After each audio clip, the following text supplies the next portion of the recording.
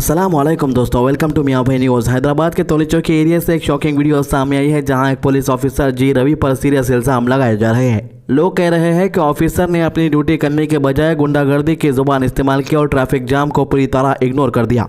आप सोचिए, जब आम आदमी सड़क पर परेशान हो और ट्रैफिक में फंसा हो तब उसकी मदद करने के बजाय अगर ट्रैफिक पुलिस खुद बदतमीजी करे तो आवाम किसको देखे। आई विटनेस के मुताबिक ऑफिसर ने लोगों से बदजुबानी की, उनको इंसल्ट किया और अपनी पावर का मिसयूज किया। पुलिस का काम होता है लॉ एंड ऑर्डर मेंटेन करना, लेकिन अगर वही लोग जो हमें प्रोटेक्ट करने के लिए बैठे हैं खुद पावर शो करने लगे तो सिस्टम पर सवाल उठना लाजमी है।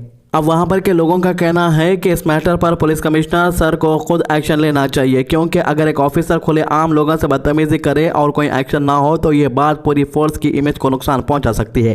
तोली चौकी जैसे बिजी एरिया में रोज ट्रैफिक जाम होता है, लोग ऑलरेडी टेंशन में होते हैं और अगर उनके साथ ऐसे रवैये से पेश आया जाए तो आवाम का ट्रस्ट पुलिस पर से उठ जाएगा। पुलिस डिपार्टमेंट में अब आलम यह हो चुका है कि बहुत कम अच्छे ऑफिसर से ज्यादातर ऑफिसर्स तो वैसे हो चुके हैं कि कहां पर से कुछ मिलता कब ढाब लेना बोल के बैठे हुए हैं ताक में। इस वीडियो में देखिए किस तरीके से एक पुलिस वाला बात कर रहा है शहरी से। क्या बात करते तुम? कुछ भी नहीं करता तुम्हारा हमारे से। कैसा बात करते? बोलो। चिंता के बात नको करो मेरे से। ट्रैफिक मैनेज करो तुम। वोटा लेना काम नहीं है तुम्हारा। नौकर नहीं हूँ मैं। नौकर नहीं हूँ। चिल्लाने की तुम मेरे पे।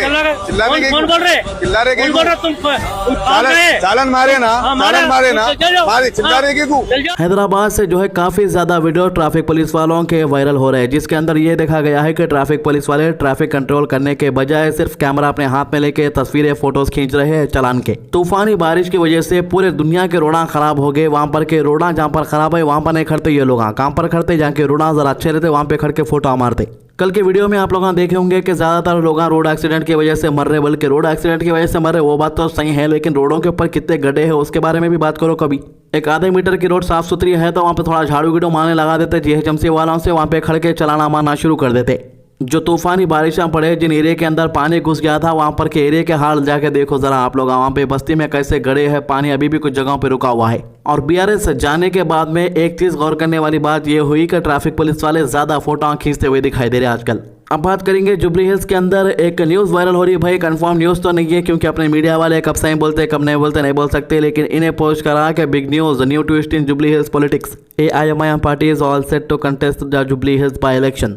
जहां पर हमें कंफर्म सोर्सेस से न्यूज़ मिली है वहां पर तो ये बात तय है कि जुबली हिल्स के अंदर AIMIM कांग्रेस के कैंडिडेट को सपोर्ट कर रही है। जी हाँ, मैं बात कर रहा हूं नवीन यादव की। अपना पूरा सपोर्ट असदुद्दीन ओवैसी ने नवीन यादव को पहले ही दे दिया था। नवीन यादव इससे पहले AIMIM की टिकट से लड़े थे जुबली हिल्स से, आपको याद नहीं होगा, मैं आपको तस्वीर बता देता हूँ। तो जैसे कि आप देख सकते हैं, V Naveen Yadav Jubilee Hills MLA candidate, polling date 7 December 2018।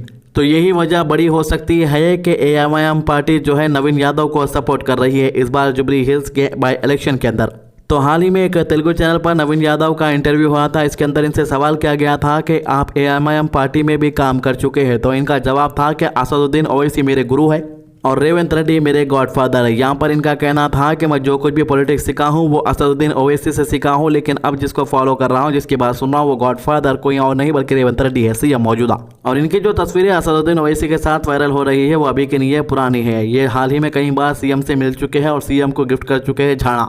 आज के ज़माने में लोग बड़े बड़े चीज़ें गिफ्ट कर लेते हैं, मगर एक बात ज़रा कंफ्यूज हो जा रही है कि ये झाड़ा कहीं को गिफ्ट कर ले रही है लोग, इसके पीछे भी पॉलिटिक्स दिख रही है। तो हाल ही में असदुद्दीन ओवैसी ने एक मीडिया चैनल को इंटरव्यू दिया, तो जो रिपोर्टर वहां पर बैठे हुआ था उस रिपोर्टर ने असदुद्दीन ओवैसी से सवाल किया कि आप जुबली हिल्स के अंदर कांग्रेस को सपोर्ट कर रहे हैं, जबकि आप बिहार के अंदर ये कह रहे हैं कि कांग्रेस को हम सपोर्ट नहीं करेंगे, कांग्रेस के खिलाफ है। तो फिर तेलंगाना में कांग्रेस को सपोर्ट क्यों कर रहे हैं आप और बिहार के अंदर कांग्रेस के खिलाफ क्यों है, जबकि बिहार के कांग्रेस वाले आपको बी टीम बोल रहे। तो ये सवाल इस वक्त काफी लोगों के जहन में भी है कि भाई बाहर जब तेलंगाना के बाहर AIMIM पार्टी निकलती है तो कांग्रेस वाले ऐसा देखते हैं जैसे कि उन्हें पहचानते ही नहीं। लेकिन मौजूदा जो CM है वो हमेशा कहते रहते हैं कि AIMIM पार्टी के मेंबर्स हमारे अच्छे दोस्त हैं। तो इस पूरे मामले को लेकर असदुद्दीन ओवैसी ने क्या कहा, थोड़ा डिटेल्स के साथ आपको बोल देता हूँ। तो तेलंगाना में कांग्रेस और AIMIM के बीच गठबंधन को लेकर सियासत गर्म है। मीडिया रिपोर्ट में यह बात चल रही है कि दोनों पार्टीज यानी कांग्रेस और AIMIM तेलंगाना के जुबली हिल्स बाईपोल्स के लिए एक साथ आ सकती है, लेकिन AIMIM के प्रेसिडेंट असदुद्दीन ओवैसी ने बात को साफ तौर पर नया मोड़ दे दिया है। ओवैसी ने एक इंटरव्यू में कहा है कि अभी तक कांग्रेस के साथ किसी भी तरह का गठबंधन तय नहीं हुआ है ओवैसी ने कहा, मेरा और तेलंगाना के चीफ मिनिस्टर रेवंत रेड्डी के बीच अच्छा ताल्लुकात है, लेकिन इसका मतलब ये नहीं है कि हम दोनों ने अलायंस कर लिया है। ओवैसी ने बताया कि उनके कॉन्स्टिट्यूएंसी का एक हिस्से में मेट्रो लाइन नहीं बनाई गई थी। इसी वजह से उन्होंने उस वक्त टीआरएस का सपोर्ट किया था, क्योंकि उन्हें अपने एरिया के लोगों के लिए काम करना था। उन्होंने कहा, सीएम रेवंत रेड्डी ने मुझे पूछा कि इस मेट्रो लाइन का खर्चा कितना होगा। मैंने कहा लगभग 2000 करोड़। 3-4 दिन के अंदर उन्होंने जियो इशू कर दिया और कहा कि वो खुद इस मेट्रो प्रोजेक्ट का इनॉग्रेशन करेंगे। ओवैसी ने साफ कहा कि बीजेपी से कोई पर्सनल या पॉलिटिकल कनेक्शन नहीं है, लेकिन अगर उन्हें अपने एरिया के लोगों के लिए काम करवाना होता है तो वो किसी भी मिनिस्टर से मिल सकते हैं। ओवैसी ने कहा, मैं बीजेपी के खिलाफ सियासी तौर पर मुखालिफ हूँ, लेकिन अगर कोई काम लोगों के फायदे का है तो मैं सरकारी अफसरान और मिनिस्टर से मिलता हूँ। जैसे कि मालेगांव पावर लूम्स के मसले पर गिरिराज सिंह से मिला था। वो टेक्सटाइल मिनिस्टर है तो क्या मैं उनसे मिलना ना जाऊं? हम उनसे 1 घंटा बात करते रहे, लेकिन इसका मतलब ये नहीं है कि हम उनके साथ अलायंस कर रहे हैं। ओवैसी ने कहा कि उन्हें लोगों ने वोट देकर भेजा है और उनका फर्ज है कि वो अपने एरिया के मसाइल हल करें। इन्होंने कहा, हम अपनी आइडियोलॉजी पर कोई समझौता नहीं करेंगे। हमने बीजेपी के साथ नहीं किया है जो अलायंस की बात कर रहे हैं, और ना ही किसी और के साथ अलायंस करेंगे। हम अपने उसूलों पर कायम रहेंगे, चाहे कोई भी दबाव आए।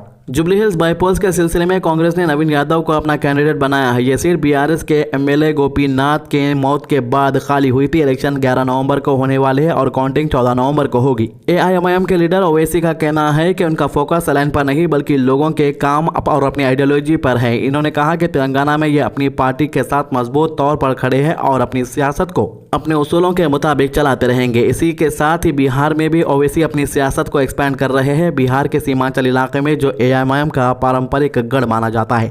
ओवैसी ने कहा है कि हाल ही में कल जलसे किए और वर्कर से मुलाकात की। इन्होंने कहा कि बिहार में लोगों को एनडीए और महागठबंधन के अलावा एक तीसरा ऑप्शन चाहिए। ओवैसी ने कहा, मैं बिहार के कई लोगों से मिल रहा हूं, नए दोस्त बना रहा हूं। लोग बदलाव चाहते हैं और हम उन्हें एक नया सियासती रास्ता देने की कोशिश कर रहे हैं। ओवैसी ने अपने लेटेस्ट जलसे में कहा है कि बिहार के लोगों ने हमेशा नई सोच और नई सियासत के साथ दिया है और इस दफा भी वो चाहते हैं कि एक ऐसी पार्टी आए जो सच में उनके मसाइल समझे और हक के लिए लड़ सके। उनके एआईएमआईएम इसी मिशन पर काम कर रही है। देश के हर हिस्से में अपनी आवाज उठा रही है और लोगों को सियासती पहचान दिलाने की कोशिश कर रही है। ये देश के हर कोने में सेकुलर और इंसाफ पर मबनी सियासत को बढ़ावा देना चाहती है। इनका कहना है कि इनकी पार्टी सिर्फ मुस्लिम वोट बैंक तक लिमिटेड नहीं बल्कि हर मजलूम, हर डिप्रीव्ड तबके की आवाज़ है। तेलंगाना और बिहार दोनों जगह एआईएमआईएम अपने कदम मजबूती से रख रही है। ओवैसी ने क्लियर मैसेज दिया है कि उनकी पार्टी किसी भी प्रेशर में नहीं आएगी, ना किसी के साथ समझौता करेगी। इनके लिए लोगों का भला और इनकी आइडियोलॉजी सबसे पहले आती है। तो जैसा जैसा इलेक्शन नजदीक आ रहा, काफ़ी सारे वीडियोज़ एआईएमआईएम को लेकर लोग वायरल कर दे रहे, जबकि हकीकत कुछ भी नहीं उन वीडियोस को लेके। कुछ लोग बीटीएम है बोल के वायरल कर रहे, कुछ लोग पुराने वीडियोस निकाल के डाल दे रहे, कुछ लोग रोस्टिंग वीडियोस डाल रहे, कुछ लोग जो है एक दावत में किशन रेड्डी के साथ मिले सो तस्वीरें डाल रहे, बीजेपी के एक एमएलए से मिले सो गले मिले सो तस्वीरें डाल रहे और गिरिराज सिंह से मिले सो मीटिंग के वीडियोस डाल दे रहे। इंडिया से एक डेलीगेशन अरब मुल्कों के दौरे पे गया था, उसके अंदर खासतौर से असदुद्दीन ओवैसी को भी एक मेंबर बनाया गया था, यानी एक मुल्क के काम के लिए गए थे। उसको भी ये बता दिया कि देखो बीजेपी के बड़े बड़े लीडर्स के साथ इन्हों घूम रहे फिर रहे। तो ये सारी चीजें ये क्लियर कर दिए हैं। ये 3 मामलों के अभी तक की अपडेट। हमारे चैनल को सब्सक्राइब कीजिए, वीडियोस को ज्यादा से ज्यादा शेयर कीजिए। अल्लाह हाफिज।